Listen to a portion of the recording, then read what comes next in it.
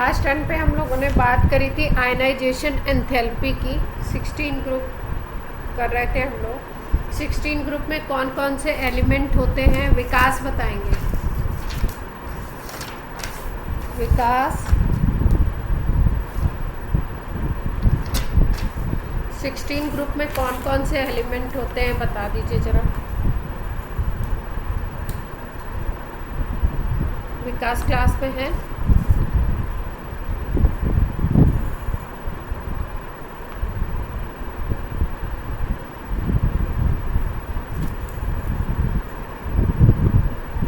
अभिनव,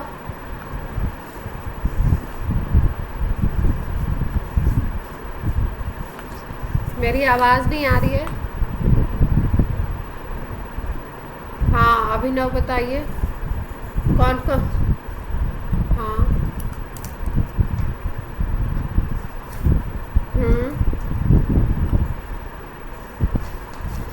और जल्दी जल्दी बताओ, याद होने चाहिए, याद करो। इनको एलिमेंट्स नहीं याद होंगे तो फैमिली कैसे पढ़ो।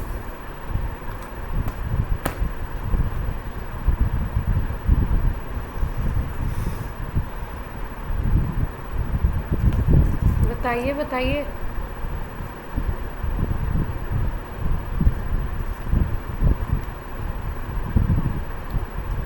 आयुष बताओ।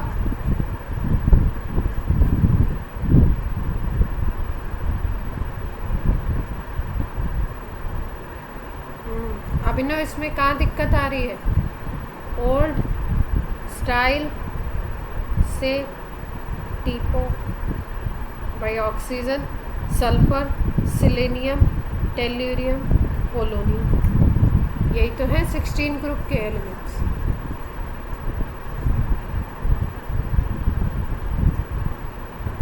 अब लास्ट टर्न पे हमने बात करी थी आयनाइजेशन एनर्जी की, तो आयनाइजेशन एनर्जी की बात हो गई थी। नेक्स्ट उस पर हम लोग मूव करते हैं इलेक्ट्रॉन गेन एंथैल्पी की। तो आपको पता है कि इलेक्ट्रॉन गेन एंथैल्पी क्या होती है भाई। इलेक्ट्रॉन को गेन कर रहा है, गेनिंग टेंडेंसी की बात हो रही है। नीचे की तरफ जाएंगे अगर, टॉप टू बॉटम अगर जाते हैं किसी भी फैमिली में, तो टॉप टू बॉटम में क्या होता है, क्या चीज़ इंक्रीज करती है। रेडियस आपका इंक्रीज करेगा,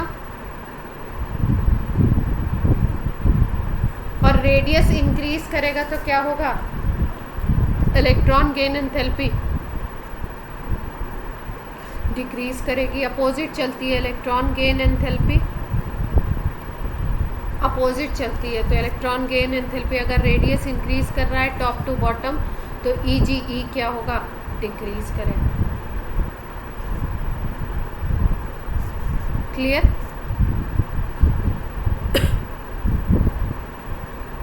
अब ऑक्सीजन और सल्फर में कंपैरिजन पूछा जाता है, तो डिक्रीज कर रहा है तो किसका ज़्यादा होना चाहिए इलेक्ट्रॉन गेन एंथैल्पी, किसका कम होना चाहिए।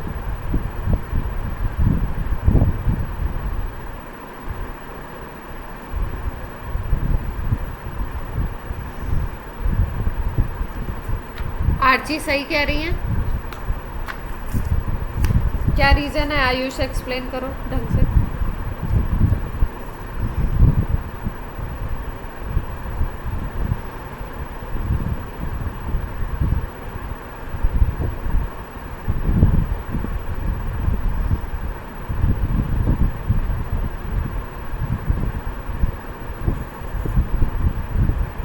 सल्फर पे डेंसिटी ज़्यादा है, ऑक्सीजन पे डेंसिटी ज़्यादा है,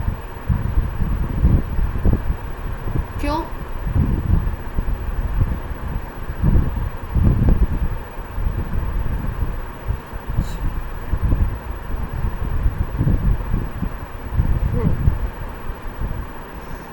ऑक्सीजन के अगर साइज़ की बात करो तो ऑक्सीजन का साइज़ छोटा होगा, ठीक है। तो यहाँ पे अगर इलेक्ट्रॉन है आपके और आपको और इलेक्ट्रॉन देने हैं तो क्या होगा, वो थोड़ा सा प्रोसेस टफ हो जाएगा आपका। और सल्फ़र में क्या है, सल्फ़र का एटम बड़ा होगा, सल्फ़र का एटम बड़ा होगा तो बड़े होने की वजह से ये रिपल्शन, जो इलेक्ट्रॉनिक रिपल्शन है, ये कम काम करेगा।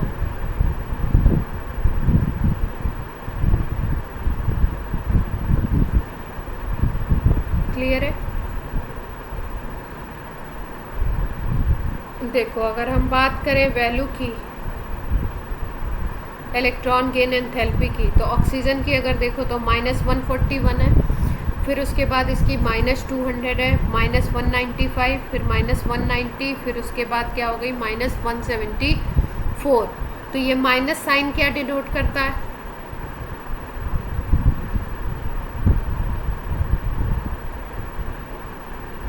माइनस साइन क्या डिनोट करता है इलेक्ट्रॉन गेन एंथैल्पी में? आयनाइजेशन कितनी है एनर्जी रिलीज हो रही है। ओके देखो आयनाइजेशन एनर्जी में देखो हर जगह प्लस साइन है, देख पा रहे हो आप लोग सब लोग। और अगर इलेक्ट्रॉन गेन एंथैल्पी की बात करें तो इलेक्ट्रॉन गेन एंथैल्पी में माइनस साइन आता है। माइनस साइन का मतलब जब इलेक्ट्रॉन आप देते हो तो क्या होता है, एनर्जी रिलीज होती है। ठीक, अब यहाँ पे देखो -141 है ऑक्सीजन का, और सल्फर का सीधे सीधे कितना हो गया -200। कौन सी वैल्यू बड़ी है, कौन सी वैल्यू छोटी है? सल्फर की वैल्यू बड़ी है। अच्छा, और अगर उस तरीके से देखें मतलब पूरे उसके मैग्नीट्यूड की बात करो, मैग्नीट्यूड तो आपने बोल दिया कि सल्फर का बड़ा है, लेकिन अगर एनर्जी के टर्म्स में बात करें तो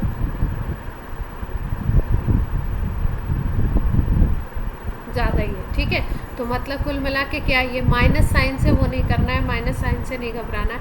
इसमें आपका 200 होता है, फिर 195 हो जा रहा है, यहाँ पे इंक्रीज़ है, देख पा रहे हो। फिर उसके बाद क्या हो रहा है, डिप आ रहा है, नीचे जा रहा है, फिर डिप आ रहा है, नीचे जा रहा है, फिर डिप आ रहा है, नीचे जा रहा है, देख पा रहे हैं।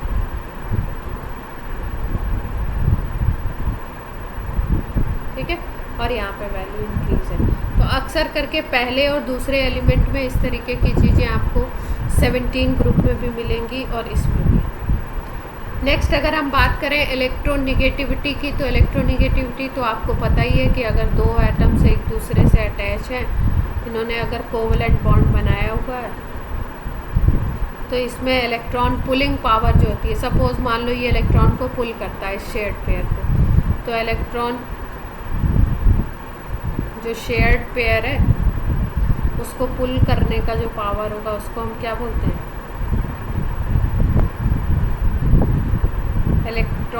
इलेक्ट्रोनिगेटिविटी बोलते हैं, ईएन बोलते हैं। अब टॉप टू बॉटम अगर आए तो क्या टेंडेंसी आएगी,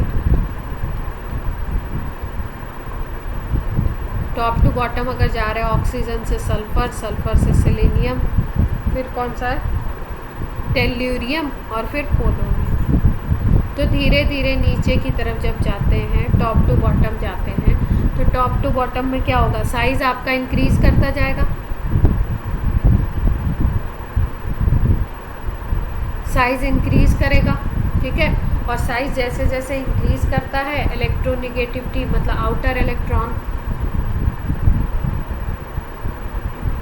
पर जो फोर्स होगा वो क्या होगा, डाउन होता जाएगा, और उसके कारण क्या होगा, इलेक्ट्रोनिगेटिविटी नीचे जाएंगे तो डाउन होगा। वैसे भी आपको पता है कि अगर आप मेटेलिक कैरेक्टर की बात करें तो मेटेलिक कैरेक्टर नीचे जाते हैं तो इंक्रीज होता है किसी भी फैमिली में, यस और नो। और मेटेलिक कैरेक्टर का मतलब ही होता है, अगर हम मेटेलिक कैरेक्टर की बात करें तो मेटेलिक कैरेक्टर का मतलब ही होता है सीधा सीधा कि इलेक्ट्रॉन गिविंग टेंडेंसी। तो इलेक्ट्रॉन गिविंग टेंडेंसी अगर ज़्यादा है तो गेनिंग टेंडेंसी कम होगी, पुलिंग टेंडेंसी कम होगी। अगर आप मेटेलिक की बात करो तो ये क्या होगा, टॉप टू बॉटम इंक्रीज करता है, साइज इंक्रीज करता है, इलेक्ट्रॉन डिस्टेंस पे होता है आउटर शेल का, तो इजीली बाहर निकल जाता है। और इजीली अगर वो इलेक्ट्रॉन बाहर निकल जाएगा तो मेटेलिक कैरेक्टर तो यही होता है ना, मेटल वही होते हैं जो इलेक्ट्रॉन देते हैं, डोनेट करते हैं। तो मेटेलिक अगर इंक्रीज कर रहा है तो मेटेलिक का अपोजिट होता है नॉन मेटेलिक कैरेक्टर। ये दोनों कैसे चलते हैं, रिवर्स चलते हैं, दोनों का ऑर्डर रिवर्स होता है। उसी तरीके से गेनिंग टेंडेंसी भी क्या होगी, गेनिंग और पुलिंग टेंडेंसी ये भी क्या होगी, डिक्रीज होगी। क्लियर। क्लियर है बात? तो इलेक्ट्रोनिगेटिविटी भी अगर हम चार्ट में देखें तो ऑक्सीजन की 3.5 है, फिर उसके बाद सल्फ़र की 2.58 है, फिर 2.55, फिर 2.01, फिर 1.76। धीरे धीरे क्या हो रहा है, इलेक्ट्रोनिगेटिविटी डाउन जा रही है, साइज़ इंक्रीज़ कर रहा है, इलेक्ट्रॉन को पुल करने का पावर कम होता जा रहा है। सबको क्लियर है? अब हम लोग बात कर रहे हैं इनके फिज़िकल प्रॉपर्टीज़ की। फिज़िकल प्रॉपर्टीज़ में अगर बात की जाए तो कोई एटम कैसे एग्जिस्ट करता है, वो फिज़िकल प्रॉपर्टी होती है उसकी। मेल्टिंग पॉइंट, बॉइलिंग पॉइंट कैसे होते हैं, इनकी बात होती है। कोई एलोट्रॉपी शो कर रहा है, कोई नहीं शो कर रहा है, कोई कर रहा है तो ज़्यादा कर रहा है या कम कर रहा है, इसकी बात होती है। तो अगर हम बात करें सारे एलिमेंट्स की, oxygen, sulphur, selenium, tellurium, polonium, इन सब की अगर हम बात करें तो ये वाला तो आपका रेडियो एक्टिव होता है, तो इसके बाकी से कैरेक्टर्स डिफरेंट होते हैं। बाकियों की अगर हम बात करें, ये 4 एलिमेंट्स की अगर हम बात कर लें तो सबसे ज़्यादा सारे आपके एलोट्रॉपी शो करते हैं, लेकिन सबसे ज़्यादा जो कैरेक्टर होता है ना वो सल्फ़र का होता है। सल्फ़र में एलोट्रॉपी सबसे ज़्यादा होती है।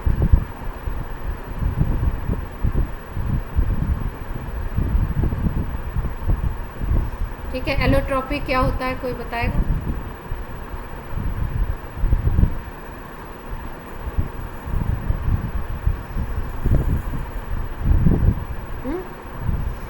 कहाँ भैया, कहाँ हो मीत?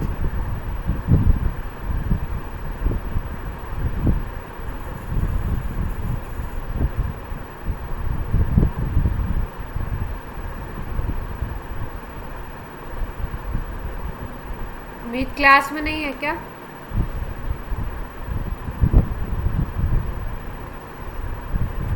प्रांजल,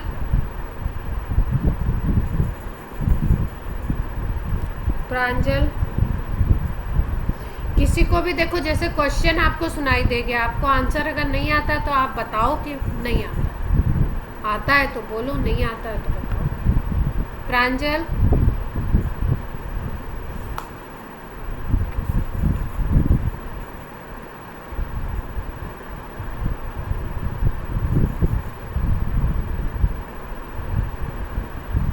क्लास में हैं तो सब दिख तो रहे हैं। मीत, मीत का माइक नहीं काम कर रहा था। Different form of same element, okay.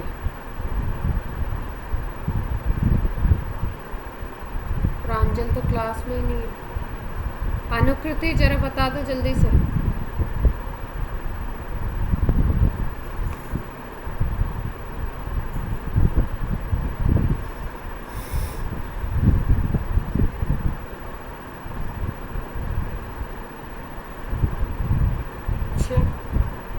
Archie, अच्छा तुमने बताया था अभी। Ayush,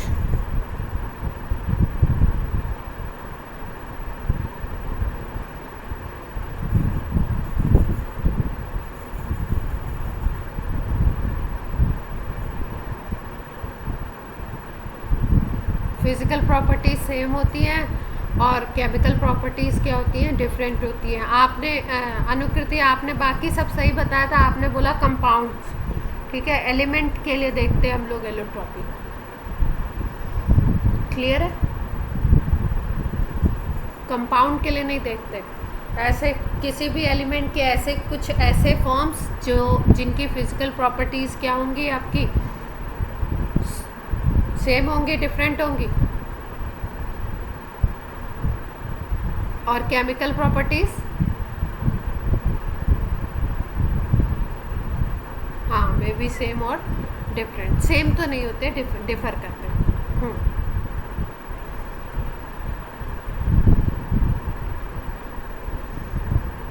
physical state same. Physical state तो डायमंड और ग्रेफाइट दोनों ही तो सॉलिड है।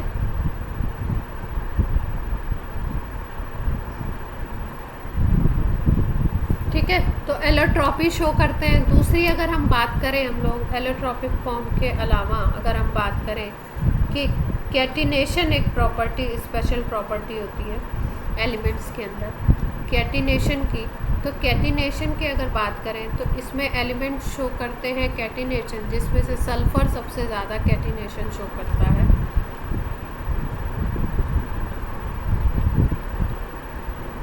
अब कैटिनेशन का मतलब क्या होता है? सेल्फ एडिंग, अपने ही एटम से क्या करना, ऐड होना। तो सबसे ज़्यादा आपको पता है पूरी पीरियोडिक टेबल में कौन है?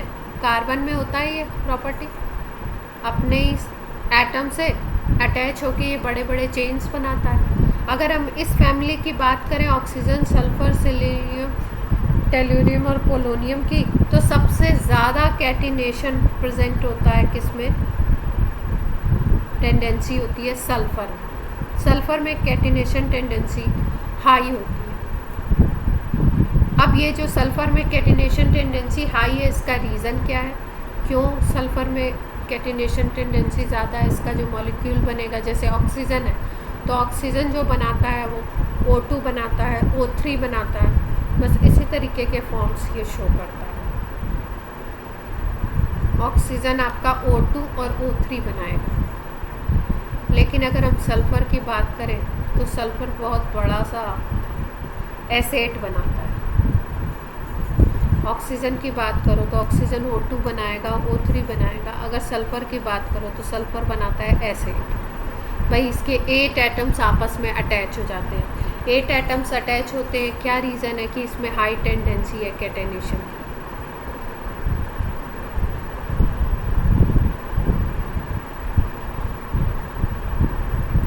देखो होता क्या है, ऑक्सीजन की अगर बात करो तो एक तो साइज़ छोटा है,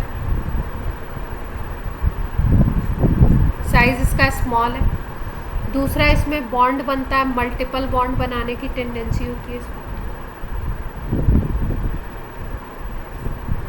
मल्टीपल बॉन्ड का क्या मतलब होता है? या तो डबल बॉन्ड कोई बना रहा हो या ट्रिपल बॉन्ड बना रहा हो। ठीक है। अब मल्टीपल बॉन्ड बनते कब हैं? आपको पता है कि अगर डबल या ट्रिपल बॉन्ड है तो कौन सा बॉन्ड बनता है? पाई बॉन्ड बनता है ना। और पाई बॉन्ड कैसे बनता है? लेटरल ओवरलैपिंग से बनता है, ये भी आपको पता है। ठीक है। तो अगर हम केवल अभी 1 मिनट के लिए मल्टीपल बॉन्ड की बात कर लेते हैं। अगर मल्टीपल बॉन्ड बनाने की टेंडेंसी की बात करो तो oxygen O double bond O बनाता है। ठीक। लेकिन अगर सल्फ़र को देखो तो सल्फ़र में S8 बनता है, तो इसमें सिंगल बॉन्ड बनते हैं, इस तरीके की टेंडेंसी है। तो इसमें होता क्या है कि इसमें लेटरल ओवरलैपिंग होती है। और आपको पता है कि कोई भी ऑर्बिटल है, मान लो उसमें लेटरल ओवरलैपिंग अगर करवानी है, पाई बॉन्ड बनाना है तो लेटरल ओवरलैपिंग होनी है। तो जब एटम छोटा होता है तो इनके बीच का डिस्टेंस जो होता है वो लेस होता है, कम होगा डिस्टेंस। अगर सल्फ़र में क्या हो जाएगा, एटम आपका सल्फ़र का बड़ा हो गया, ये जो ऑर्बिटल्स हो गए ना, इनके बीच का डिस्टेंस बढ़ जाता है। तो जब डिस्टेंस इंक्रीज़ करता है तो क्या होता है, अगर हम देखें लेटरल ओवरलैपिंग, तो ऑक्सीजन के कंपैरिजन में सल्फ़र में लेटरल ओवरलैपिंग की टेंडेंसी कम हो जाएगी,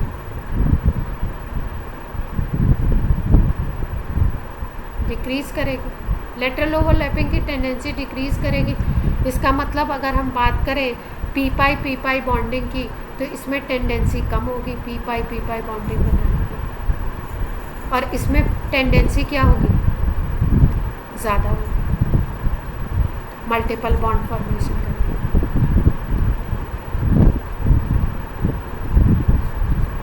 ठीक है। तो इसका मतलब अगर मल्टीपल बॉन्ड को हम देखें तो मल्टीपल बॉन्ड फॉर्मेशन की टेंडेंसी ऑक्सीजन में ज़्यादा होती है। क्यों? क्योंकि ऑक्सीजन छोटे साइज़ का होता है, और छोटे साइज़ का अगर है तो इसके पी ऑर्बिटल्स पास होंगे, उनके डिस्टेंस कम होगा, और वो पी पाई बॉन्डिंग आराम से बना लेंगे।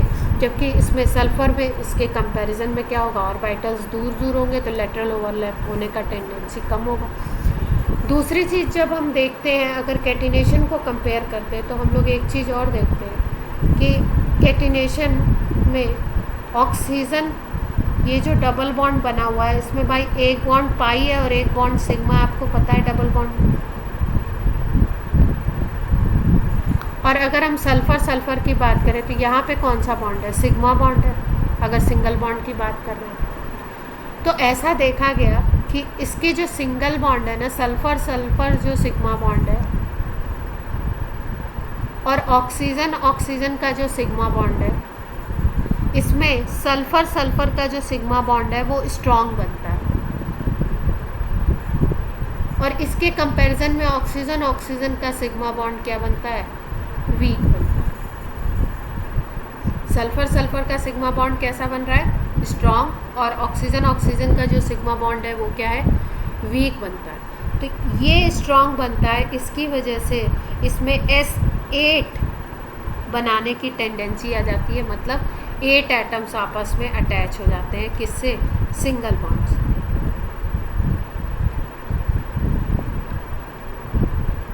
और ये क्या शो करता है, हाई कैटिनेशन शो। जबकि ऑक्सीजन में ऐसी चीज़ नहीं देखी जाती है। ऑक्सीजन का साइज छोटा है तो ये मल्टीपल बॉन्ड बना लेगा, इसमें मल्टीपल बॉन्ड की टेंडेंसी ज़्यादा होगी, और सिग्मा बॉन्ड इसका क्या होता है, वीक होता है सल्फर के कंपैरिजन। क्लियर है बात।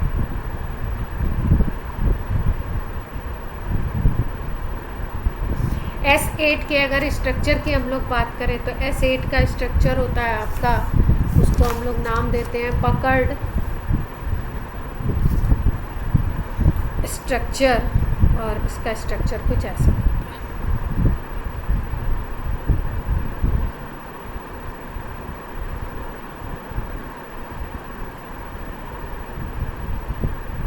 सल्फर 5 ऐसे हो गए और 3,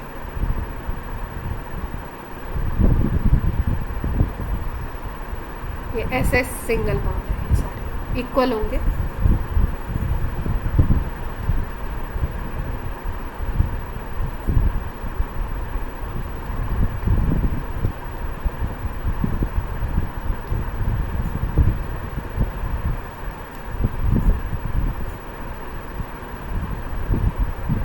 क्लियर है बात।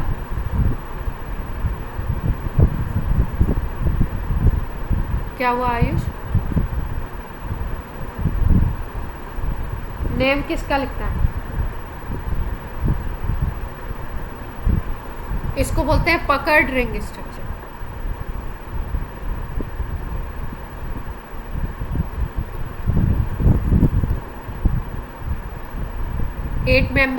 एट मेंबर्ड रिंग होती है आपकी। भाई कितने सल्फर है, 8 है ना, सिंगल बॉन्ड से अटैच है, 8 मेंबर्ड रिंग हो गई, पकर्ड रिंग स्ट्रक्चर बोलते हैं इसको।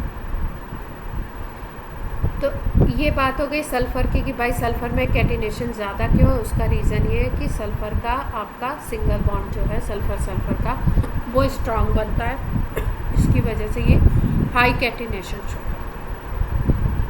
आगे अगर हम लोग बात करें पी ब्लॉक में, तो पी ब्लॉक में ऑक्सीजन का अलग तरीके का बिहेवियर है, या किसी भी पी ब्लॉक में नहीं, 16 ग्रुप में ऑक्सीजन का अलग तरीके का बिहेवियर है, बाकी सबका जो बिहेवियर है वो लगभग ऑलमोस्ट कैसा है, सिमिलर है।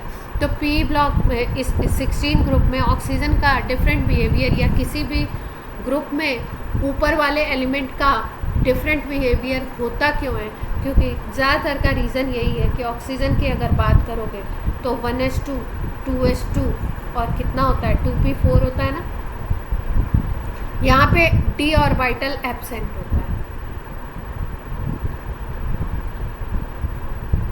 दूसरा रीज़न क्या है डिफरेंट प्रॉपर्टीज शो करने का, पहला तो है d ऑर्बिटल एब्सेंट है तो एक लिमिट तक ही अपनी वैलेंसी को इंक्रीज़ कर सकता है। दूसरा, ऑक्सीजन की इलेक्ट्रोनिगेटिविटी हाई होती है।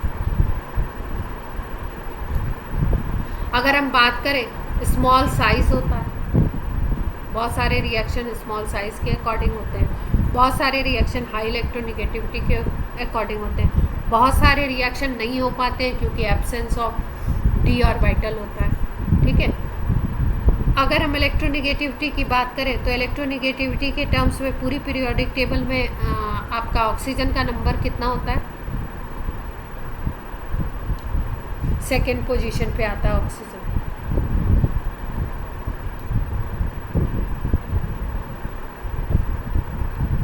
इलेक्ट्रोनेगेटिविटी में सबसे ज़्यादा फ्लोरीन की होती है इलेक्ट्रोनेगेटिविटी, उसके बाद कौन आता है, ऑक्सीजन आता है। फर्स्ट पोजीशन हम लोग फ्लोरीन को देते हैं और सेकंड पोजीशन क्या होती है, ऑक्सीजन की होती है, ठीक है। और इसीलिए ऑक्सीजन में क्या होता है, ऑक्सीजन में ज़्यादा वैलेंसी, जैसे सल्फ़र है +2 +4 +6, ये सारे शो करता है। सल्फ़र अगर बनाएगा कंपाउंड तो H2Cl2 भी बना लेता है, SF4 भी बना लेगा, SF6 भी बना लेगा, ठीक है। यानी +2 भी कहीं शो करेगा, कहीं +4 भी शो करेगा, कहीं +6 भी शो करेगा, और नीचे वाले भी इसी तरीके से शो करते हैं। लेकिन अगर ऑक्सीजन की बात करो तो ऑक्सीजन +6 नहीं शो कर पाता है, क्यों, क्योंकि इसके पास d ऑर्बिटल नहीं है। क्लियर है इतनी बात?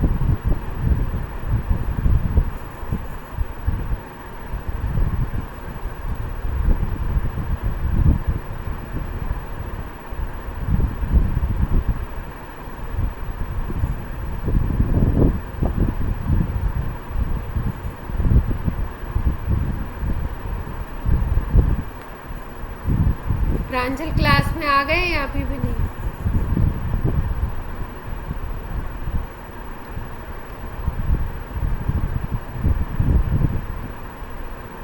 आयुष प्रांजल क्लास में है?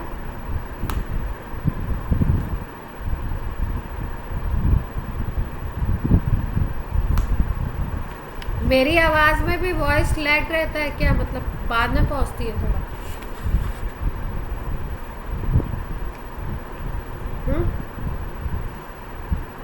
आप लोगों की वॉइस में अधिकतर करके ऐसा मुझे लगता है कि मुझे मतलब लेट सुनाई देता है, या आप लोग लेट बोलते हो, कुछ तो है।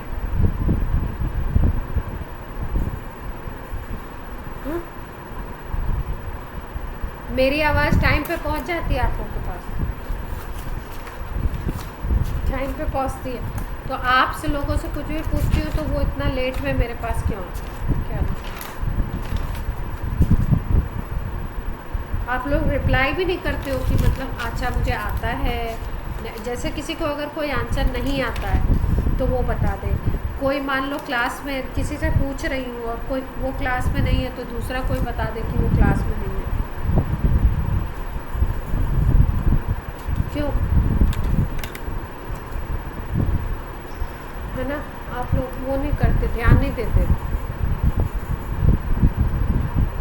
अब देखो, अब जैसे हम लोग बात करें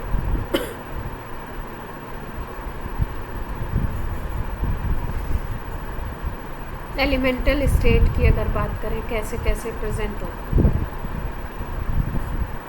ये ऑक्सीजन की अगर बात करो तो ऑक्सीजन O2 के फॉर्म में होता है और गैसियस फॉर्म,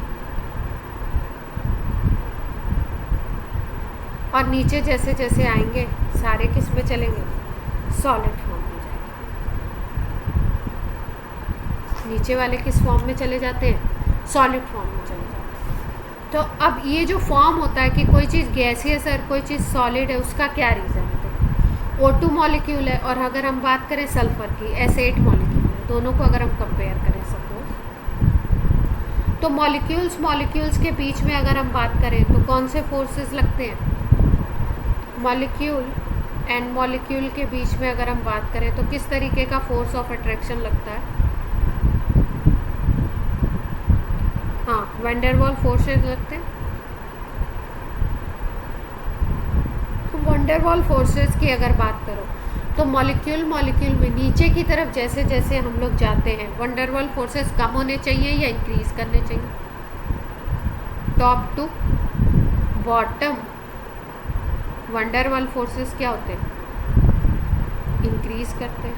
मॉलिक्यूल के बीच का इंटरेक्शन जो फोर्स लगता है वो क्या होता है, धीरे धीरे इंक्रीज करता जाता है, और जैसे जैसे फोर्स इंक्रीज होगा उनके बीच में क्या होगा, डिस्टेंस कम होता जाएगा, और डिस्टेंस कम होगा तो ऊपर वाले जो है जैसे कि ऑक्सीजन है वो O2 गैसियस फॉर्म में है, जबकि नीचे वाले जो होते जाएंगे वो किस फॉर्म में चले जाएंगे, सॉलिड फॉर्म। इतनी बात क्लियर है?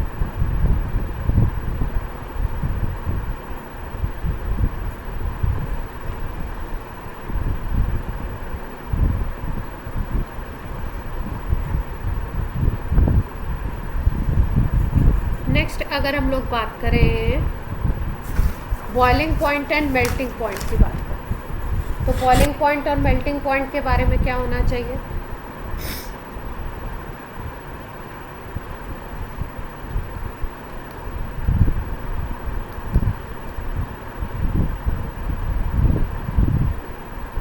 बॉइलिंग पॉइंट की बात करो, मेल्टिंग पॉइंट की बात करो, डेंसिटी की बात करो।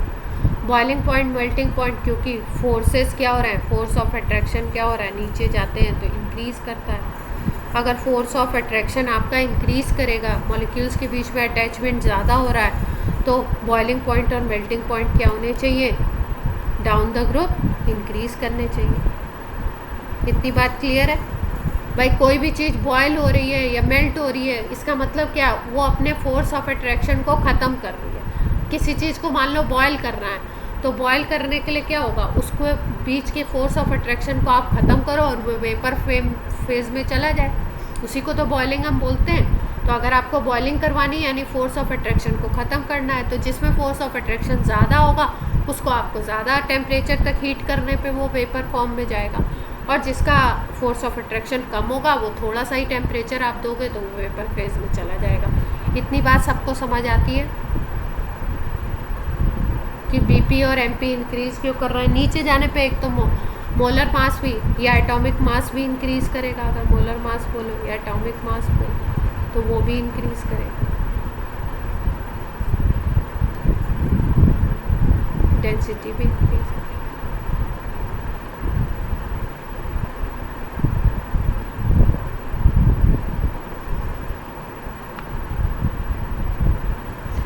नेक्स्ट, ऑक्सीजन फैमिली में जनरल में कैटिनेशन बता दिया आपको, मल्टीपल बॉन्ड बता दिया, एलोट्रोपी बता दी।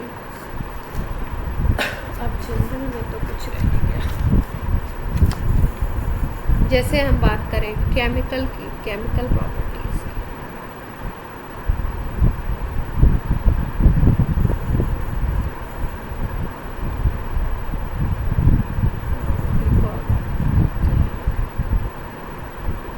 ऑक्साइड और फ्लोराइड की बात करें। जैसे मान लो कि अगर सपोज आपका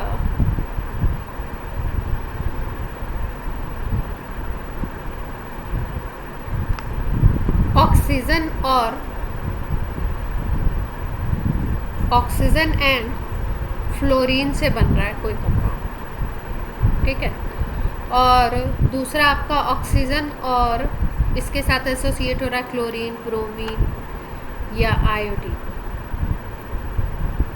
मतलब ऑक्सीजन के साथ फ्लोरीन अटैच हो रहा है, या ऑक्सीजन के साथ क्लोरीन, ऑक्सीजन के साथ ब्रोमीन या ऑक्सीजन के साथ आयोडीन अटैच हो। तो क्लोरीन, ब्रोमीन और आयोडीन के साथ अगर ऑक्सीजन का कंपाउंड बनता है तो उसको हम नेम देते हैं ऑक्साइड।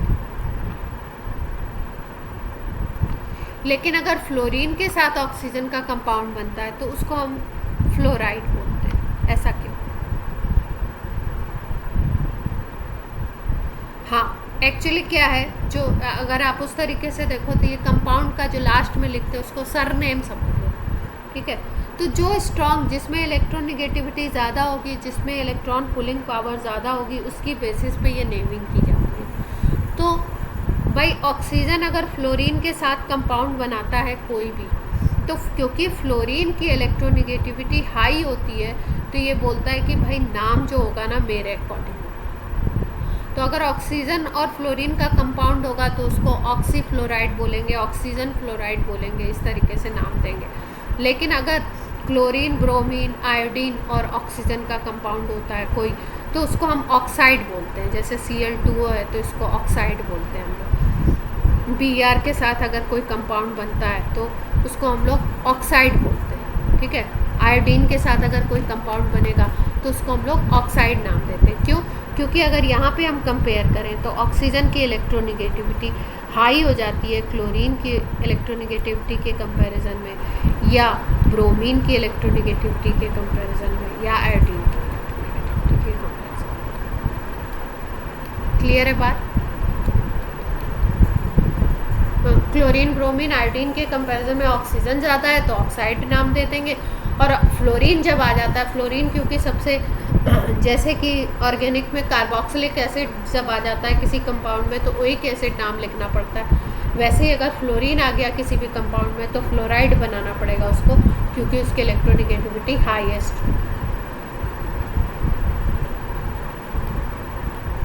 क्लियर?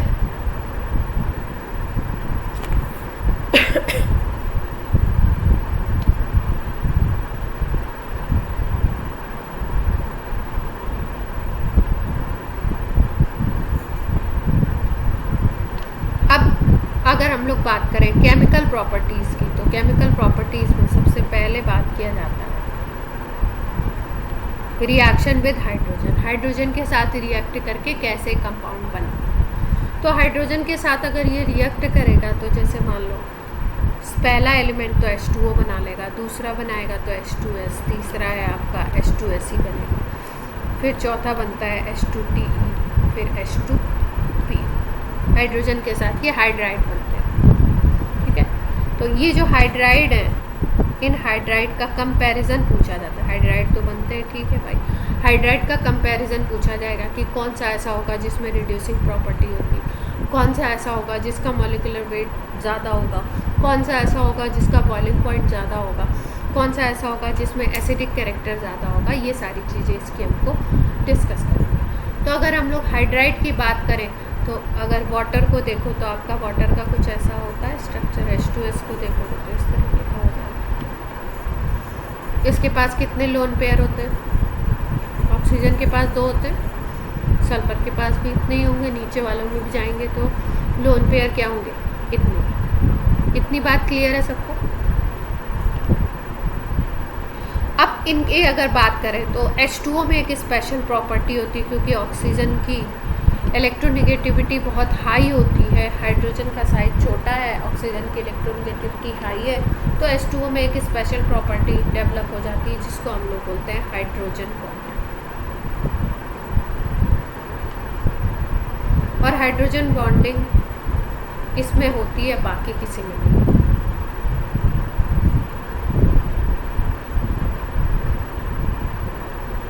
इसीलिए ऐसा बोला जाता है कि भाई इसमें हाइड्रोजन बॉन्डिंग हो जाएगी तो H2O के मॉलिक्यूल्स आपस में अटैच हो जाएंगे और पास पास आ जाएंगे। तो ये जो होता है H2O जो होता है ये लिक्विड फॉर्म में होता है, बट अदर्स किस में होते हैं? वो सारे गैसेस। इनकी अगर बात करो तो ये सब गैस होंगे और ये क्या होगा? क्यों? क्योंकि इसमें इंटरमॉलिक्यूलर हाइड्रोजन बॉन्डिंग होती है H2O आपस में। और हाइड्रोजन बॉन्डिंग की कंडीशन क्या होती है? कौन बताएगा किस कंडीशन में हाइड्रोजन बॉन्ड बनता है?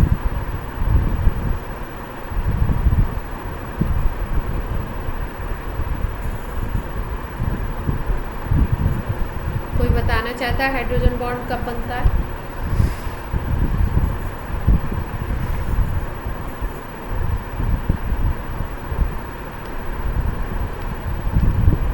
हाइड्रोजन बॉन्ड कब बनता है? 2-3 कंडीशन है इसकी, जैसे कि फ्लोरीन हो गया और इलेक्ट्रोनेगेटिविटी हाई है, ऑक्सीजन हो गया, नाइट्रोजन हो गया। ये जो होते हैं ना, ये ऑक्सीजन फ्लोरीन के बीच में अगर कोई हाइड्रोजन आ जाए तो वो क्या करता है? एक तरफ से आपका हाइड्रोजन बॉन्डिंग बनता है। जैसे हम लोग पढ़ते थे किसमें? HF में।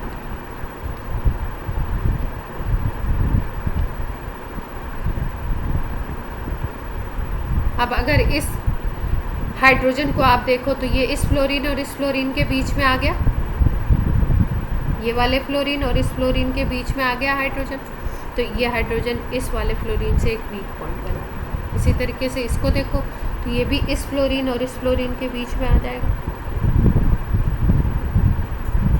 ऐसे ही वाटर में भी होता है।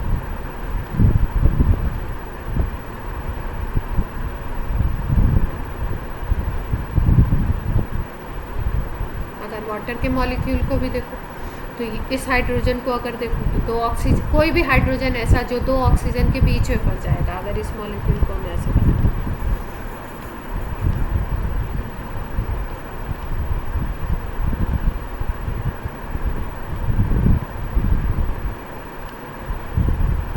कोई भी ऐसा हाइड्रोजन जो दो ऑक्सीजन के बीच में आ गया, तो वो क्या करेगा, एक के साथ तो बॉन्ड है ही, दूसरे के साथ एक वीक बॉन्ड बना लेगा, जिसको हम कौन सा बॉन्डिंग बोलते हैं,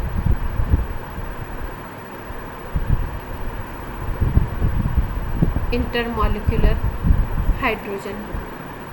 इंटरमॉलिक्यूलर क्यों बोलते हैं इसको, 2 मॉलिक्यूल्स के बीच में बन रहा है तो इंटरमॉलिक्यूलर होगा। तो इसमें H2O में हाइड्रोजन बॉन्डिंग होती है, जबकि बाकी जो होते हैं उसमें नहीं होती है। क्यों? क्योंकि साइज़ क्या होता है, बड़ा हो जाता है। भाई H2S की अगर बात करो या और नीचे वालों की बात करो, तो सल्फर, सिलेनियम, टेल्यूरियम, पोलोनियम, इनके साइज़ क्या हो जाते हैं, बड़े हो जाते हैं। तो जैसे ही साइज़ बड़ा होगा ऑर्बिटल से एक दूसरे से डिस्टेंस पे आ जाएंगे, और इलेक्ट्रोनेगेटिविटी भी कम होती है। सल्फर की इलेक्ट्रोनेगेटिविटी ऑक्सीजन के कंपैरिजन में क्या होगी, कम होगी। तो इलेक्ट्रॉन पुलिंग टेंडेंसी भी कम होगी, इफेक्ट कम जाएगा, दूसरा साइज़ बढ़ता जाएगा। साइज़ बढ़ेगा तो बॉन्डिंग की टेंडेंसी, हाइड्रोजन बॉन्डिंग की टेंडेंसी क्या होगी, कम हो जाएगी। तो बाकी में होता नहीं है, और H2O में हाइड्रोजन। इतनी बात क्लियर है।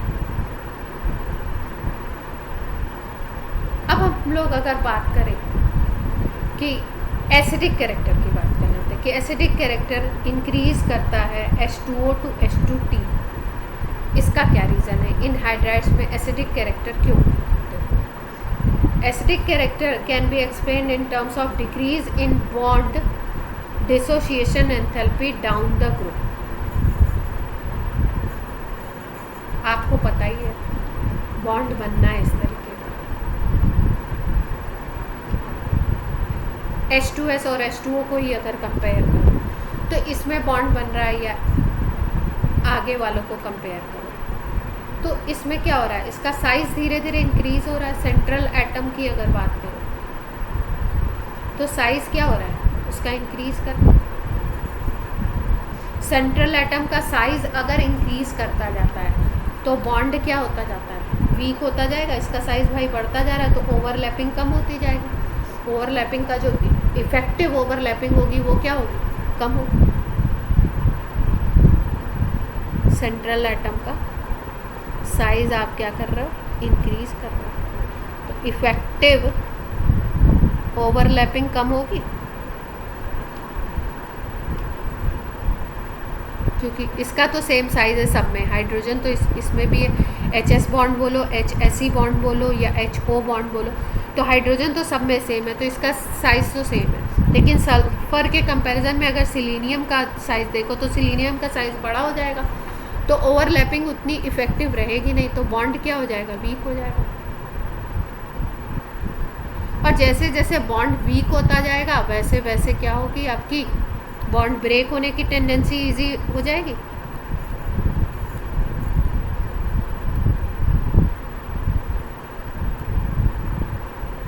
या आप बोलो ये प्रोसेस इजी हो जाएगा, और अगर प्रोसेस इजी होगा तो H+ रिलीज़ होगा,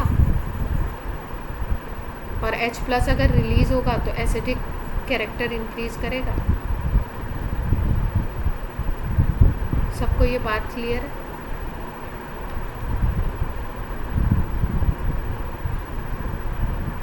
ठीक है। किसी का भी जैसे आपको एसिडिक कैरेक्टर कंपेयर करना है तो आपको क्या देखना पड़ेगा कि किस में H+ आसानी से रिलीज़ हो रहा है, किस में H+ क्या हो रहा है, उसको रिलीज़ करने में आपको ज़्यादा एनर्जी या ज़्यादा आपको फोर्स लगाना पड़ रहा है।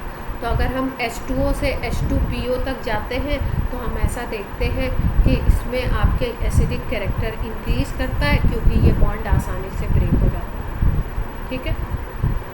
अब देखो नीचे एक और पॉइंट दिया हुआ, all hydrides except water possess reducing property and this character increases from H2S to H2T। ये भी बात वही है, सेम बात है भाई। जो हाइड्रोजन रिलीज़ कर रहा है तो मतलब किसी को हाइड्रोजन दे सकता है ना, तो जो हाइड्रोजन देता है वो क्या करवाता है, रिडक्शन करवाता है किसी का। भाई एसिडिक कैरेक्टर की बात करो या रिड्यूसिंग टेंडेंसी की बात करें, रिड्यूसिंग प्रॉपर्टी की बात करें, तो क्योंकि एसिडिक कैरेक्टर में H प्लस लूज़ कर रहा है, तो रिड्यूसिंग भी तो यही होता है। H प्लस अगर किसी को दिया जाए तो वो क्या होता है, अगर A को आप H प्लस दे रहे हो तो ये क्या होगा, रिड्यूस होगा। और ये जो H प्लस दे रहा है, मान लो ये H2S है, जो H प्लस दे रहा है वो क्या होगा, रिड्यूसिंग एजेंट होगा।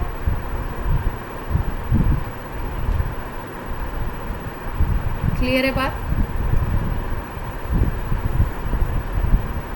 तो रिड्यूसिंग नेचर भी आगे की तरफ बढ़ता है इसमें। अगर हम बात करें hydride, boiling point melting point की बात करो तो किसका ज़्यादा होगा, बॉइलिंग पॉइंट की बात करो तो किसका ज़्यादा होगा, H2O का। क्यों, हाइड्रोजन बॉन्डिंग है। और नीचे जाएंगे तो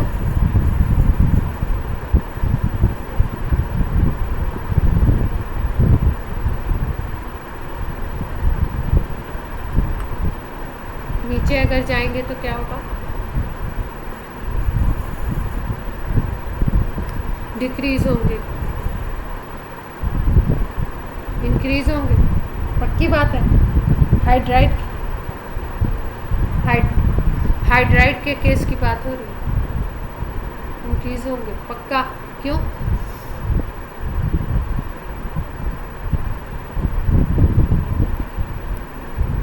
अच्छा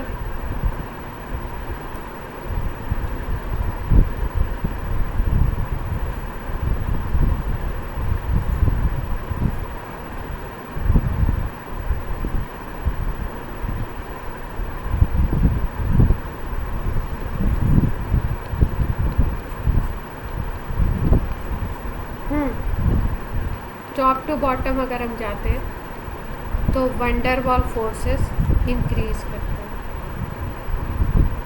इतनी बात तो क्लियर है, ठीक है। और वंडर वॉल फोर्सेस आपके एटॉमिक मास से भी इंक्रीज करते हैं। नीचे जाओगे, एटॉमिक मास इंक्रीज करेगा तो वंडर वॉल फोर्स भी इंक्रीज करेगा।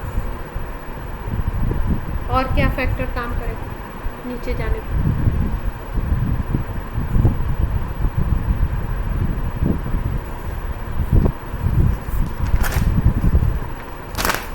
बॉन्ड डिसोसिएशन एनर्जी तो घटती है अगर इनकी बात।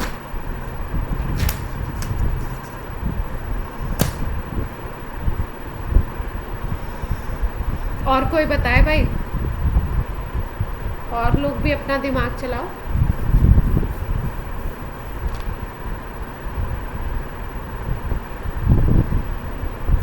और कोई बताना चाहता है?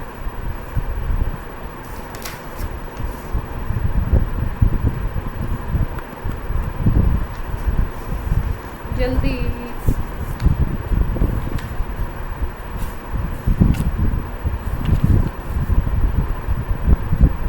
मीत, अच्छा मीत का तो वो काम नहीं कर रहा, कौन बताएगा? हर्ष है क्लास में? हर्ष,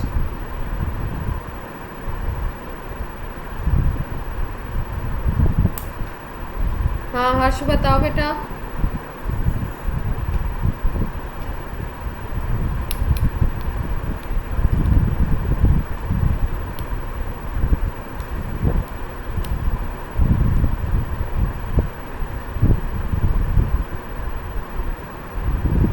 हर्ष,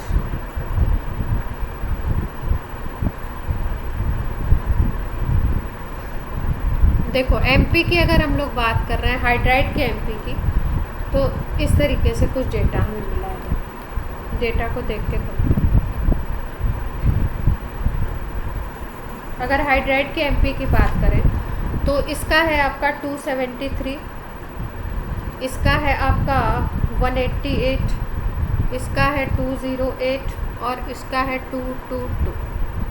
और अगर हम बीपी की बात करें बॉइलिंग पॉइंट की, तो ये है 373 वाटर का, आपको पता ही है बॉइलिंग पॉइंट 100 डिग्री आपका, ये केल्विन में दिए हुए पर 213 है, 232 है, 269, ठीक है। तो अगर हम लोग देखें तो बॉइलिंग पॉइंट की अगर बात करो तो 373 दिख रहा है यहाँ पे, फिर 213 हो गया, इसका सबसे ज़्यादा है भाई, हाइड्रोजन बॉन्डिंग है।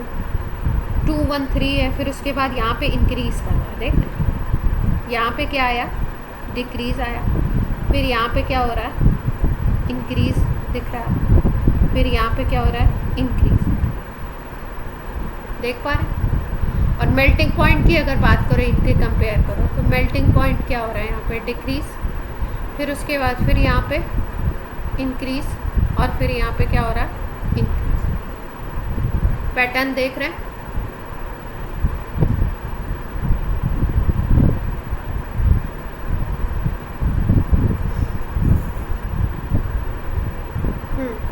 फर्स्ट में तो देखो भाई, फर्स्ट में तो डिक्रीज़ आ रहा है, तो हम ये बोल सकते हैं कि ये जो वाटर का है ये आपका क्या है, इसमें हाइड्रोजन बॉन्डिंग है, तो कॉम्पैक्ट ज़्यादा हो जाएगा स्ट्रक्चर,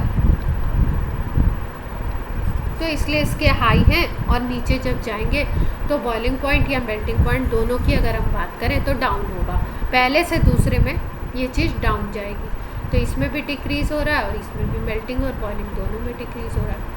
लेकिन अगर हम बात करें मेल्टिंग पॉइंट की, तो H2S से H2Se और H2Te तक जाते हैं, तो मेल्टिंग पॉइंट इंक्रीज़ करता है। अब मेल्टिंग पॉइंट क्यों इंक्रीज़ कर रहा है, मेल्टिंग पॉइंट इंक्रीज़ करने का मतलब है कि भाई अगर यहाँ बात करें तो मॉलिक्यूल्स के बीच में, इसको हम समझेंगे वंडर वॉल फोर्स से, नीचे जाएंगे साइज़ बड़ा हो रहा है, वंडर वॉल फोर्स मॉलिक्यूल्स के बीच में इंक्रीज़ करेगा, और इंक्रीज़ होने की वजह से यहाँ पे MP क्या कर रहा है, ऊपर जा रहा है, राइज कर रहा है।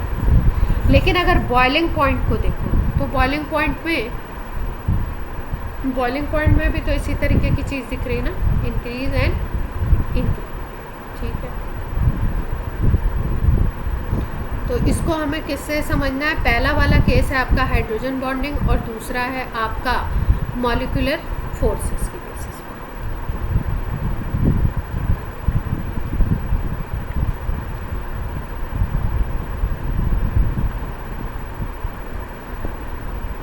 पे। एक और चीज़ थी इसमें, एक हमने आजकल बॉन्ड एंगल भी पूछे,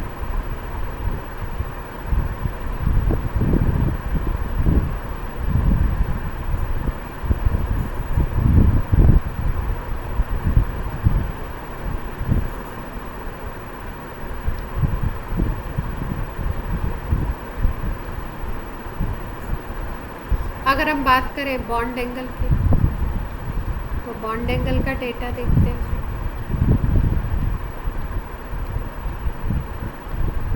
क्या रीज़न है,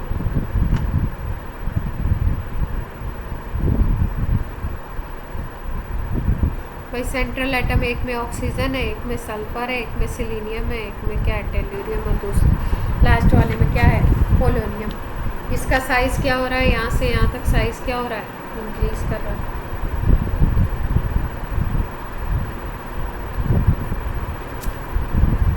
और electronegativity down the group, electronegativity क्या हो रही है,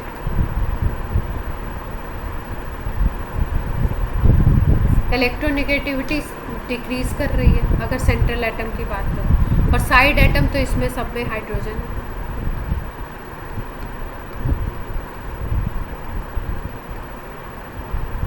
तो साइज बढ़ेगा अगर सेंट्रल एटम का, तो बॉन्ड एंगल क्या होना चाहिए,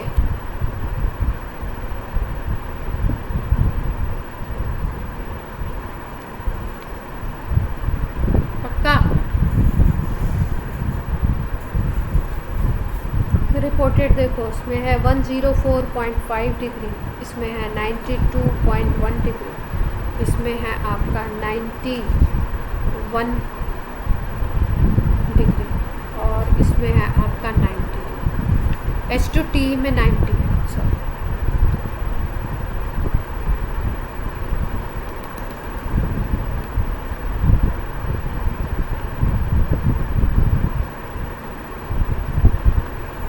इसमें 92.1 है, H2S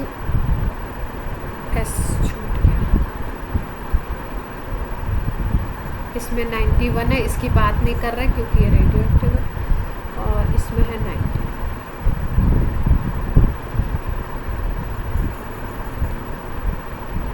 देखो वाटर में कितना है, 104 है, 105 मान लो। फिर H2S में 92 पे पहुंच गया, फिर ये 91 पे आ गए, फिर यहाँ पे क्या हो गया 90 आ गया। क्या रीज़न हो सकता है सोचो। किसी का भी स्ट्रक्चर है, बॉन्ड एंगल कौन कौन डिसाइड करता है।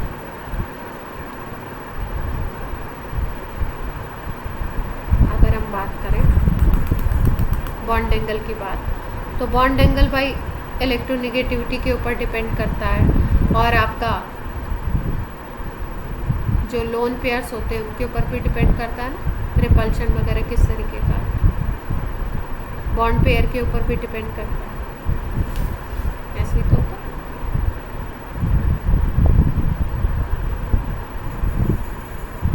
तो क्या फैक्टर इसमें काम कर रहा है जो ये डिक्रीज कर रहा है बॉन्ड?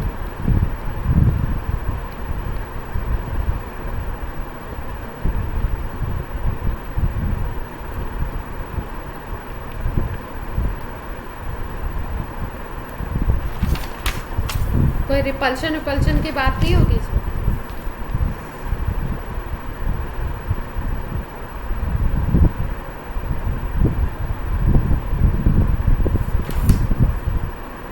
सारे एलिमेंट सेंट्रल एटम पे सब पे दो दो लोन पेयर है, ठीक है। और चेंज क्या क्या आ रहा है, सल्फर का से सिलीनियम, टेल्यूरियम, पोलोनियम, इसका साइज बढ़ रहा है। और इलेक्ट्रोनेगेटिविटी की अगर बात करो तो आपका electronegativity oxygen, sulphur, selenium, tellurium, polonium, electronegativity क्या हो रही है, डिक्रीज कर रही है। दो फैक्टर काम कर रहे हैं। इलेक्ट्रोनेगेटिविटी के डिक्रीज होने से क्या होगा,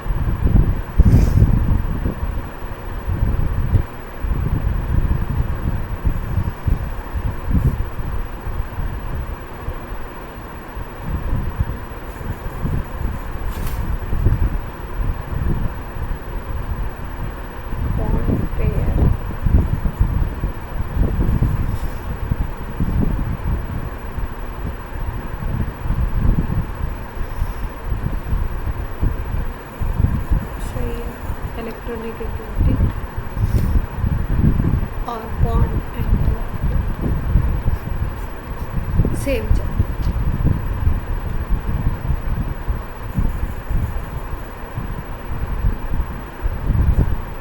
अब ये क्या है, ऑक्साइड।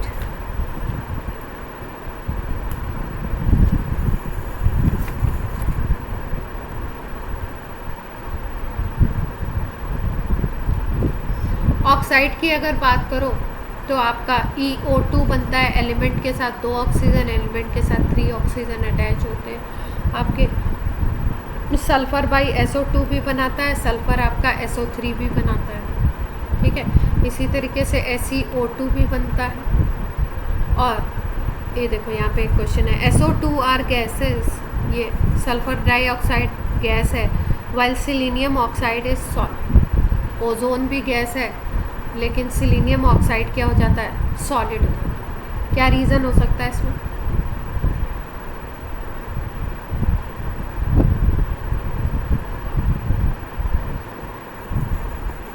SO2 की स्टेट गैसियस है जबकि SeO2 की स्टेट जो है सॉलिड है। ये सॉलिड है और ये गैसियस है।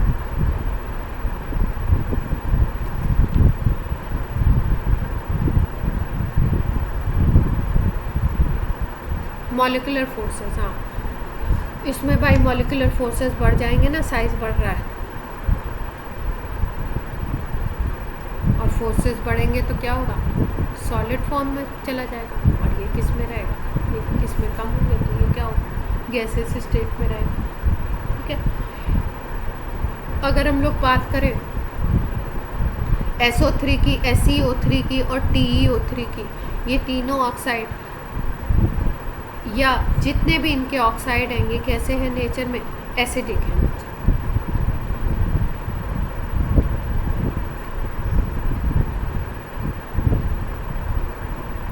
जैसे ऑक्साइड पे एक क्वेश्चन इस तरीके का बहुत पूछते हैं,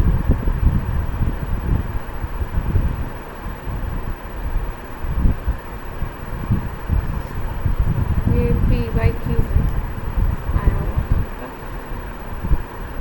अरेंज इन बेसिक एसिडिक और बीच में एम्फोटेरिक डाल ऑर्डर। और ऑप्शंस हैं अपने पास ऑक्साइड्स के।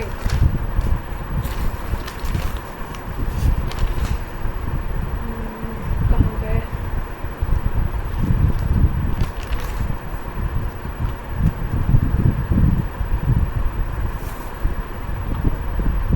ऑप्शंस हैं आपके SO2 P2O3 5CO, फिर उसके बाद है आपका BaO Al2O3 SiO2, फिर उसके बाद ऑप्शन है CaO SiO2 Al2O3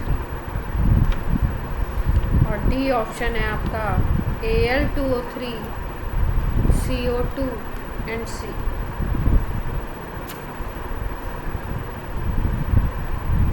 देखो ये आपके सेकेंड ग्रुप के ऑक्साइड हैं, बेरियम का ऑक्साइड है और ये भी सेकेंड ग्रुप का है, तो ये तो क्या होंगे, ये दोनों BaO और CaO के बारे में अगर बोलो तो ये बेसिक होंगे। फर्स्ट ग्रुप या सेकेंड ग्रुप के ऑक्साइड कैसे होते हैं, बेसिक होते हैं, पता ही है, इसीलिए उनको एल्कलाइन अर्थ मेटल और अल्कली मेटल इस तरीके से बोलते हैं, फर्स्ट और सेकेंड। फिर उसके बाद अगर हम बात करें फॉस्फोरस की या नाइट्रोजन की, तो जो ज़्यादा ऑक्सीजन वाले होते हैं जैसे P2O5 N2O5 ये सब होते हैं एसिडिक नेचर में। तो फर्स्ट ऑप्शन अगर किसी को ये मालूम है कि P2O5 को अगर हम देखें तो P2O5 एसिडिक होता है और आपको बीच में कौन सा लाना है, एम्फोटेरिक लाना है, तो ये ऑप्शन गलत हो गया सीधे सीधे। अब ये बेसिक पहला ऑप्शन तो ठीक है। Al2O3 को हमेशा याद रखेंगे, एल्युमिनियम का ये जो ऑक्साइड होता है ना, ये एम्फोटेरिक,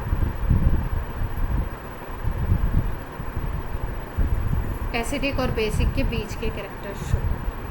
तो अगर आपको ये केवल एक पॉइंट पता है तो ऑप्शन आप ढूंढ लोगे, भाई बीच में कौन सा लेना था, एम्फोटेरिक लेना था, तो बीच में Al2O3 बीच में, ठीक है। SiO2 सिलिकॉन का ऑक्साइड होता है, ये एसिडिक होता है, ये बेसिक है, ये एम्फोटेरिक है और ये कैसा है, तो ऑप्शन क्या हो जाएगा, क्लियर है बात? कौन सा? अरे ईयर तो लिखा नहीं है पर रिसेंट आया किसी में, मतलब ईयर मेरे पास नहीं लिखा है।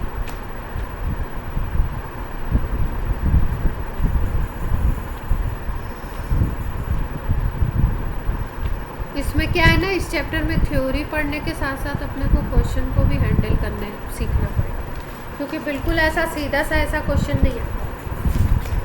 अगर हम लोग बात करें ना, एकदम सीधा सा ऐसा क्वेश्चन नहीं आता, जैसे कि एक और आया हुआ है,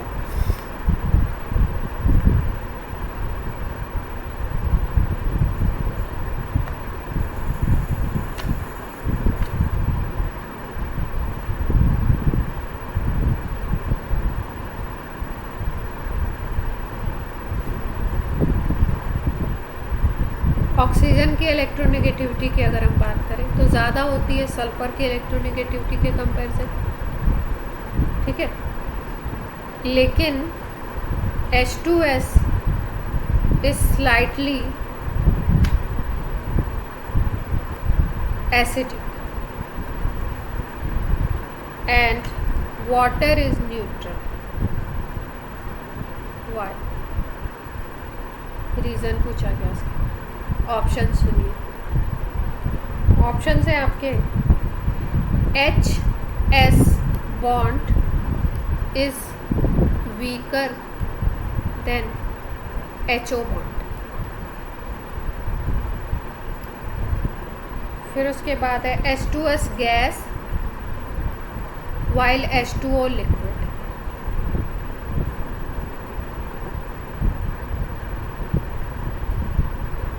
molar mass of H2S is more than molar mass of H2.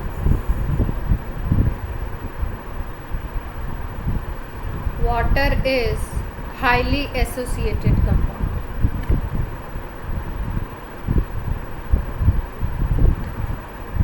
ठीक है। कोई चीज़ देखो, मैंने बताया आपको, किसी चीज़ को अगर एसिडिक प्रूव करना है, इसका मतलब क्या है, वो H+ जल्दी से देगा, और H+ अगर वो जल्दी से दे रहा है मतलब कहीं ना कहीं उसका बॉन्ड क्या है, वीक है, H+ देने के लिए तैयार है।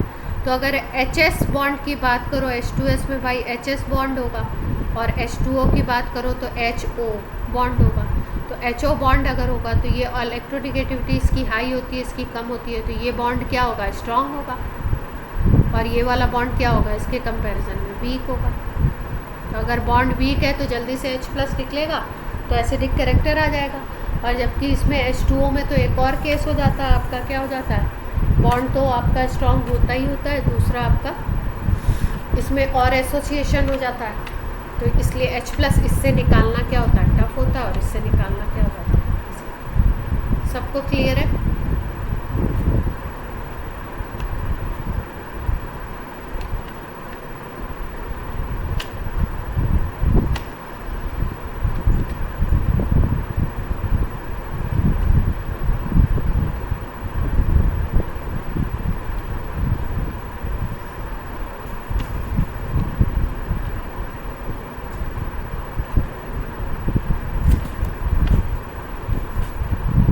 जैसे एक क्वेश्चन है, SF6 is known but SH6 is not known. SF6 तो वर्ल्ड में पता है कि भाई ये कंपाउंड बनता है, लेकिन SH6 नहीं बनता, क्यों?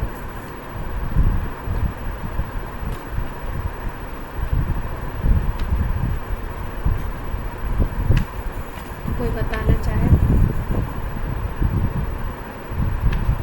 थोड़ा सा सोचिए और बताइए।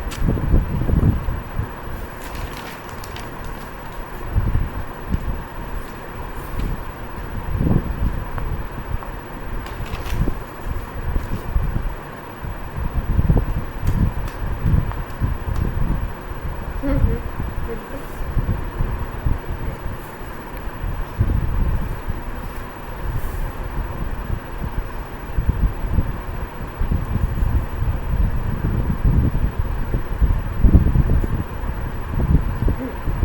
देखो SF6 की सही बताया है, काफ़ी अच्छा। SF6 की अगर बात करो तो फ्लोरीन पे -1 होता है, आपको पता है। तो इसका मतलब अगर ये कंपाउंड बन रहा है तो सल्फर पे क्या है, +6 है, ठीक है। अब सल्फर पे +6 होने का मतलब क्या है, कि इसके 6 इलेक्ट्रॉन निकल गए इससे, यस और नो?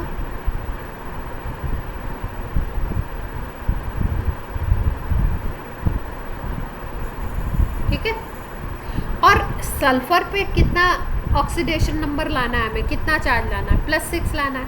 तो फ्लोरीन क्या है, फ्लोरीन की इलेक्ट्रोनेगेटिविटी बहुत हाई है सल्फर के कंपैरिजन में, अगर हम देखें तो सल्फर के कंपैरिजन में अगर फ्लोरीन की इलेक्ट्रोनेगेटिविटी हाई है तो फ्लोरीन क्या करवा सकता है, इसको पॉजिटिव ऑक्सीडेशन स्टेट में ला सकता है। लेकिन अगर हाइड्रोजन को देखो और सल्फर को देखो, तो हाइड्रोजन और सल्फर के कंपैरिजन अगर हम करेंगे तो इलेक्ट्रोनेगेटिविटी आपकी सल्फर की ज़्यादा होगी और इलेक्ट्रोनेगेटिविटी हाइड्रोजन की कम होगी।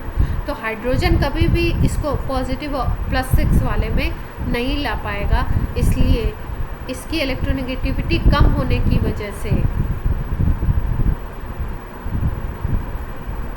ये SH6 कभी भी नहीं बनेगा।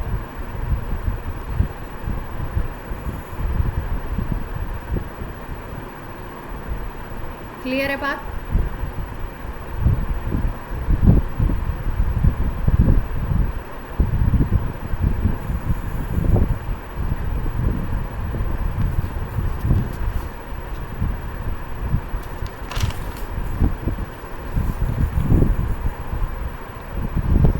SO3 का मॉलिक्यूल है, हाइब्रिडाइजेशन बता दो जल्दी से, कौन सा होना चाहिए?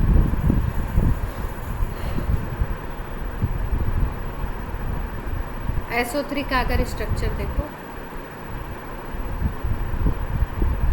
तो BSEPR में इसको डबल को भी सिंगल लेते हैं तो लोन पेयर कितने हो गए, इसके पास 6 इलेक्ट्रॉन होते हैं तो 6 इलेक्ट्रॉन से बॉन्डिंग कर ली इसने तो लोन पेयर इसके पास 0 हो जाएंगे, और बॉन्ड पेयर अगर देखो तो कितने हो गए बॉन्ड पेयर इसके पास 3 हो गए, डबल को भी सिंगल लेते हैं, VSEPR।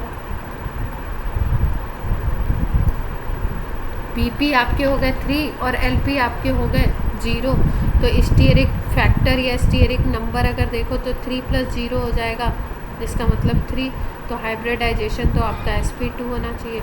और sp2 में कितने एंगल पे लगे होते हैं एक दूसरे से, 120 डिग्री एंगल होता है बॉन्ड एंगल। तो 120 डिग्री अगर बॉन्ड एंगल है तो क्वेश्चन तो बता दें आपको, SO3 मॉलिक्यूल में डाइपोल मोमेंट 0 होता है, क्यों?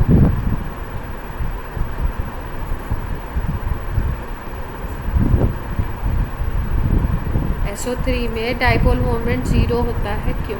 ये रीज़न पूछा, बताइए क्या? हाँ, ये आपके वेक्टर्स की अगर बात करो तो ये एक वेक्टर अगर इस तरीके से है, दूसरा वेक्टर अगर 120 पे इस तरीके से है, तो इसका रिजल्टेंट इधर की तरफ लगेगा, इसका रिजल्टेंट सॉरी इस तरफ लगेगा, और ये तीसरे वाले के जस्ट अपोजिट होगा और इक्वल होगा, ठीक है। तो इसमें जितने भी आपके डाइपोल मोमेंट के वेक्टर्स बनेंगे वो एक दूसरे को क्या करेंगे, नलीफाई कर देंगे, कैंसिल कर देंगे, इसलिए क्या हो जाएगा आपका 0। 120 डिग्री पे यही होता है ना, जैसे BF3 के केस में भी हम लोगों ने यही चीज़ देखी थी। BF3 का भी मॉलिक्यूल ऐसे ही होता था, नेट डाइपोल मोमेंट क्या होता था, 0। क्यों?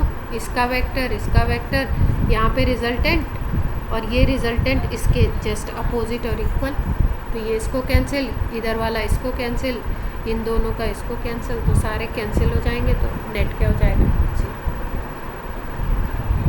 क्लियर है? SOCl2 को लुईस एसिड की तरह भी काम करता है, लुईस बेस की तरह भी काम करता है।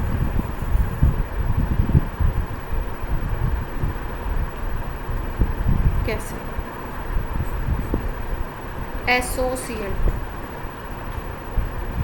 स्ट्रक्चर बना देते हैं।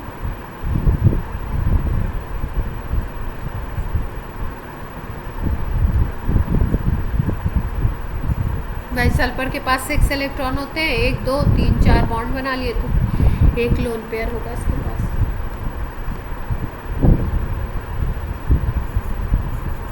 लुईस एसिड का क्या मतलब है और लुईस बेस का क्या मतलब है? कोई चीज़ बेस है तो क्या है और एसिड है तो क्या है?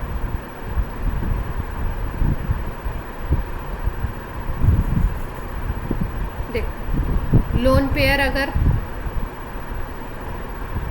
एक्सेप्ट कर रहा है कोई तो वो क्या हो जाएगा, एसिड, और अगर लोन पेयर कोई डोनेट कर रहा है तो वो क्या हो जाएगा, बेस, है ना। तो यहाँ पे आपको लोन पेयर दिख रहा है तो इसके पास ऑप्शन है लोन पेयर देने का, तो इसका मतलब बेस तो आपको सीधे सीधे पता लग गया कि LP इसमें 1 होता है, और इसलिए ये क्या करेगा, लुईस बेस की तरह काम करेगा। ये बात सबको क्लियर है?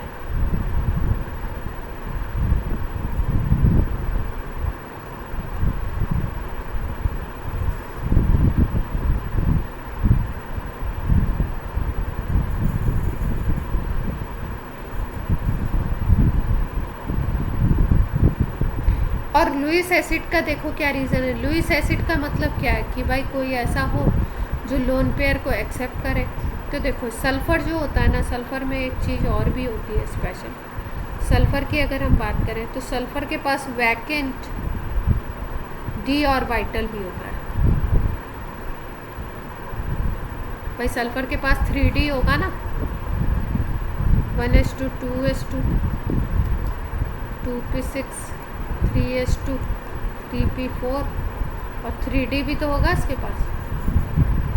तो 3D वैकेंट है ना, तो अगर किसी के पास वैकेंट ऑर्बिटल्स हैं तो उसके पास ऑप्शन होता है, अगर उसके पास कोई ऐसा एटम आ जाए, कोई ऐसा ग्रुप ऑफ एटम या कोई ऐसा एटम आ जाए जो आपका लोन पेयर दे सकता हो, तो कोई कंडीशन ऐसी भी हो सकती है जब ये लोन पेयर एक्सेप्ट भी कर सकते हैं।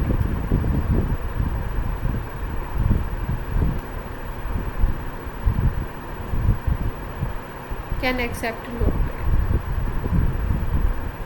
ठीक है, तो इस वजह से ये कैसे काम कर सकता है, लुईस एसिड। और लुईस बेस की तरह क्यों था, लुईस बेस का तो रीज़न सीधे दिख रहा था, लोन पेयर है। क्लियर है बात?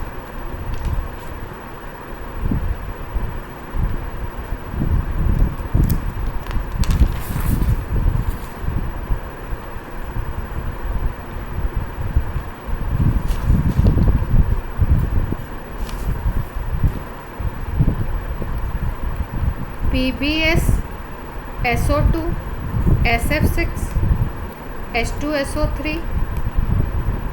Na2H2O3। जल्दी जल्दी से ऑक्सीडेशन नंबर बताइए, सल्फर की बतानी।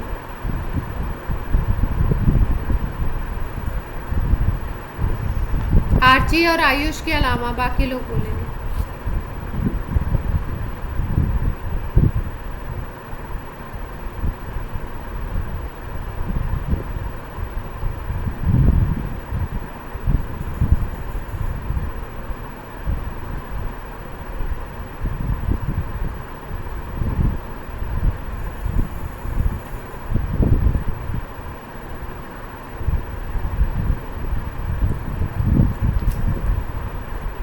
सबको आवाज़ आ रही है?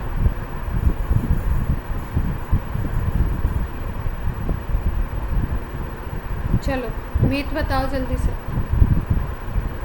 PbS में सल्फर की ऑक्सीडेशन नंबर,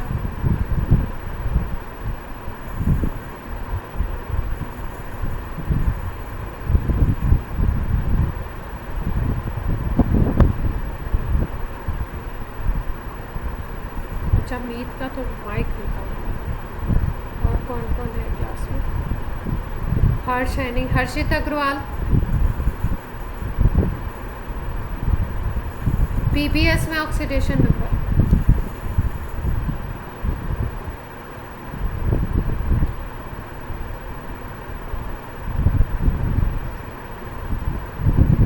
सल्फर की पूछ रहे हैं। उसके साथ देखो एक मेटल लगा हुआ है, लेड की पॉजिटिव होगी तो इसकी निगेटिव होगी, -2। लेड का सल्फाइड है ये, लेड का सल्फाइड है ना ये, तो इसकी -2 होगी और इसकी क्या होगी, +2। SO2 में बोलो अनुकृति, +4 और ये हो गया आपका -2 -1। SF6 आर्ची,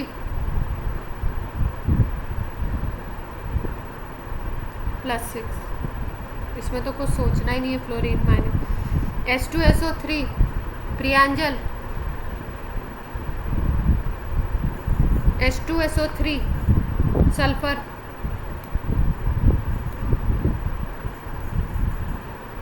भाई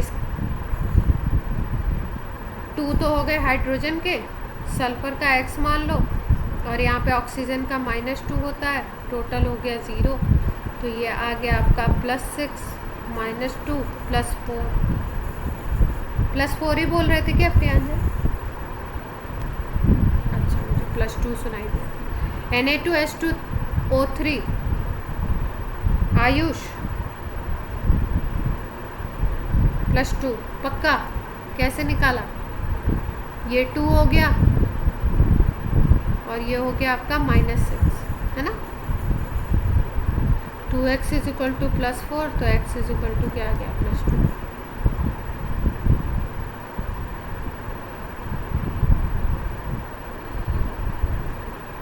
कुछ होमवर्क क्वेश्चन 1-2 दे देती हूँ आपका।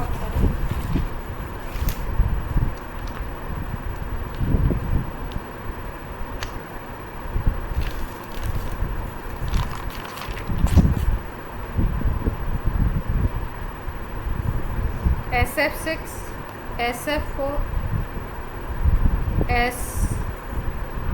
S2F2 इनके हाइब्रिडाइजेशन और ज्योमेट्री शेप। ये करने हैं आपको, ठीक है। क्योंकि बहुत क्वेश्चन आते हैं इसके, कई बार पी ब्लॉक से यही पी ब्लॉक और केमिकल बॉन्डिंग को कंबाइंड करके क्वेश्चन पूछ लेते हैं। इसलिए जब आपको बॉन्डिंग पढ़ाई जाती है तो हमेशा ये बोला जाता है कि भाई ये चैप्टर जो है वो बहुत